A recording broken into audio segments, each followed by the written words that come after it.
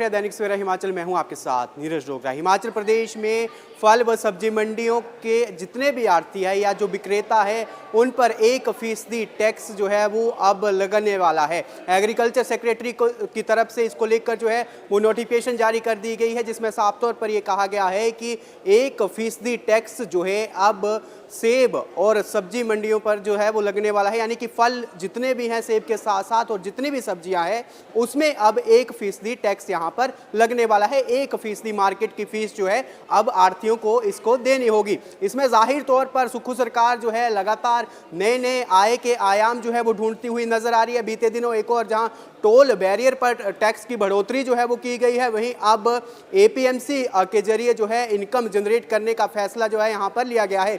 APMC को इससे 50 से 60 करोड़ रुपए होने की उम्मीद है।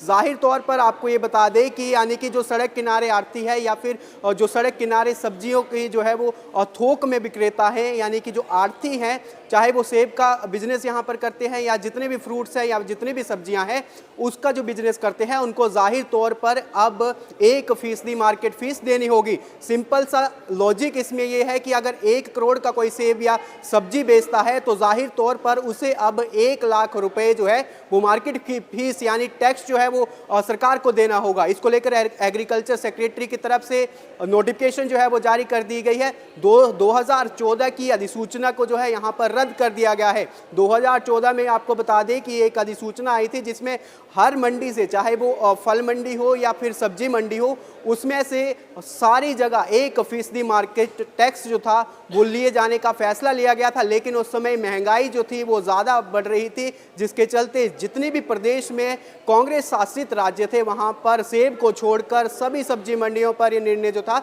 वो रद्द कर दिया गया था। और ऐसे में अब 2014 की जो अधिसूचना जो ये आई है, 2014 की अधिसूचना में एक बार फिर से यहाँ पर उसको यहाँ पर रद्द किया गया है सरकार की तरफ से। और 2005 का जो अधिनियम एग्रीकल्चर और हॉर्टिकल्चर को लेकर बना हुआ है उसमें यहाँ पर संशोधन किया गया है, उसको हिमाचल प्रदेश में लागू किया गया है। इससे किसानों और बागवानों को और सारे जो आढ़ती हैं उनको काफ़ी झटका लगने वाला है। खासकर जो छोटे आढ़ती सड़कों किनारे जो है वो बिजनेस इसका करते हैं, उनको सुक्खू सरकार की तरफ से एक बड़ा झटका इस दौरान लगा है।